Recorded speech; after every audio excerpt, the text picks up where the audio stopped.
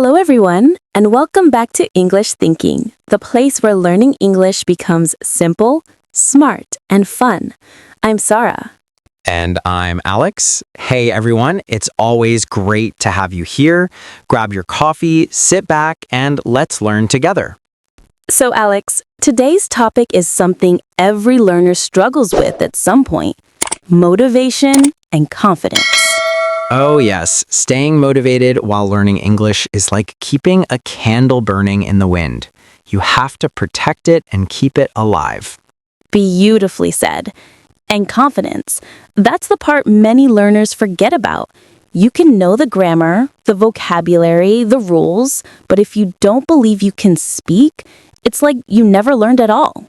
Exactly. So today we'll share real tips, ideas, and stories to help you keep your motivation high and grow your confidence step by step. Thank you. All right, Alex, tell me, have you ever lost motivation to learn something? Absolutely. When I started learning Spanish, the first 2 weeks were great. Then, boom, no motivation. The verbs, the accents, the grammar, everything felt impossible. I think every language learner goes through that.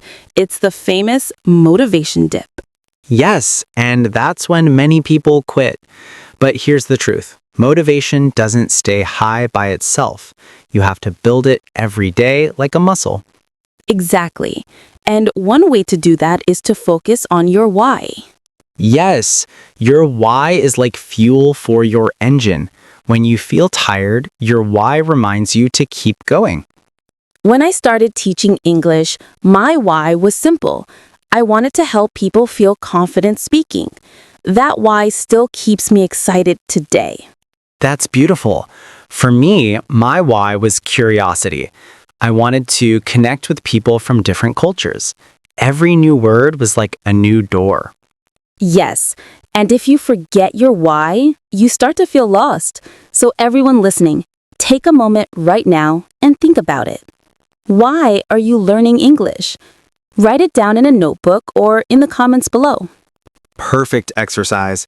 Okay, Sarah, let's talk about confidence. Many learners say, I understand English, but I can't speak.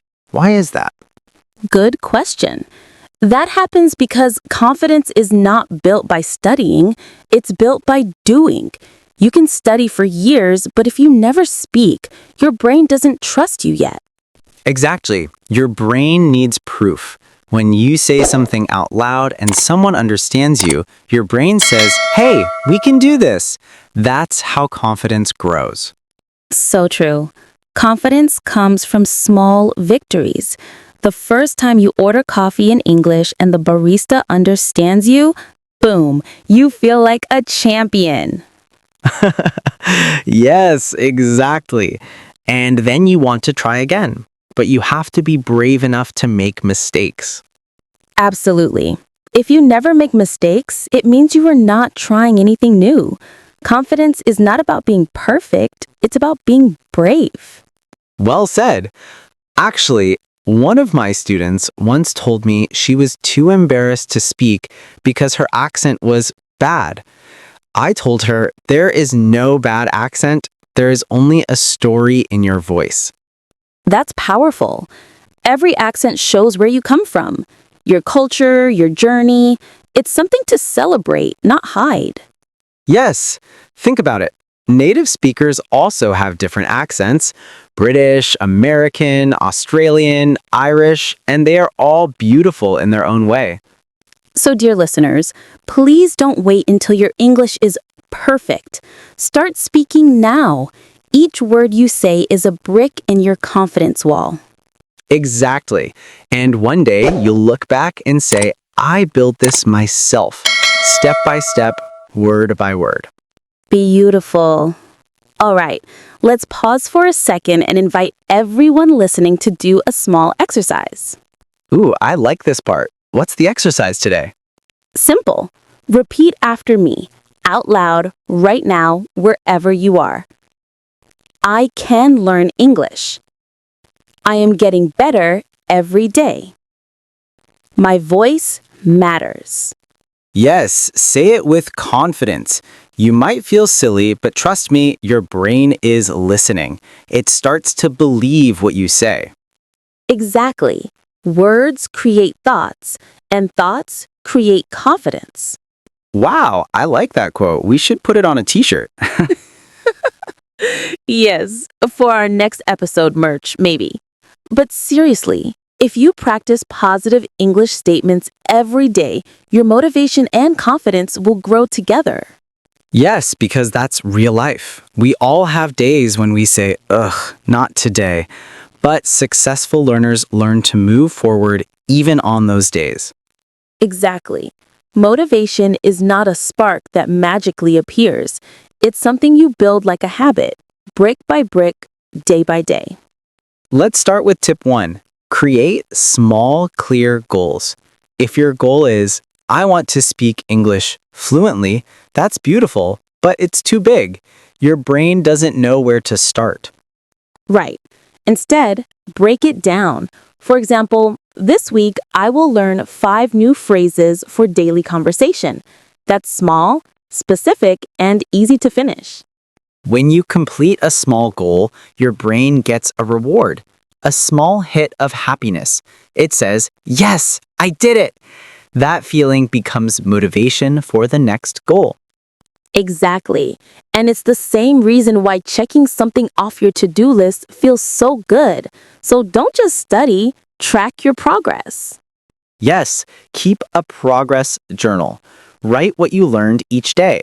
Maybe a new word, a grammar point, or even a funny mistake you made.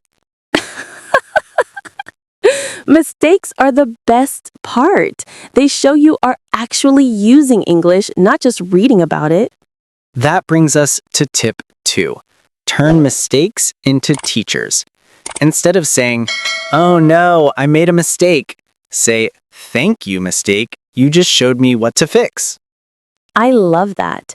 You know, children learn language by making thousands of mistakes. They don't stop, they just keep trying, and suddenly they can speak fluently. Exactly. Adults can do the same if they stop being afraid to look silly. Every mistake is a small lesson wearing a funny hat. I love that image. A mistake wearing a funny hat. Okay, Sarah, what's next? Tip 3. Make learning fun. If you only study from a textbook, you'll get bored. Find English in the things you already love. Songs, movies, games, even cooking videos. Yes, I once had a student who improved his English just by watching football interviews every night. He didn't even realize he was learning. That's perfect. Learning should feel like discovering, not like punishment. When it's fun, you don't need to force motivation. It grows naturally. Exactly. And here's another idea. Change your environment. For example, put English post-it notes around your home, like mirror, door, window. You'll see English everywhere. That's a great trick. I did that when I was learning Italian. I even put fridge on my refrigerator. Every time I opened it, I learned the word again. And guess what? Seeing English words every day makes your brain comfortable. English starts to feel like part of your life, not just a school subject. Yes, and when English feels normal, confidence grows naturally. Which brings us to tip 4. Celebrate your small wins. Yes, this one is powerful. So many learners focus only on what they don't know. I still can't understand movies. I still can't speak fast. But what about what you can do? Exactly. You can say hello confidently, order food, introduce yourself, maybe write an email. Those are victories. We often forget to celebrate progress, but every small success tells your brain, I'm growing. That keeps motivation alive. I like to tell my students to make a victory list. Each week, write 3 things you did well in English. Maybe you understood a YouTube video, or spoke to a foreigner, or remembered a new word in conversation. That's such a good idea. Then when you feel low or unmotivated, you can read your list and remind yourself how far you've come. Exactly. We all need those reminders. Progress in language learning is often invisible. You don't notice it day to day, but after months, you're a different person. Right. It's like growing taller. You don't see it happen, but one day your clothes don't fit. That's perfect.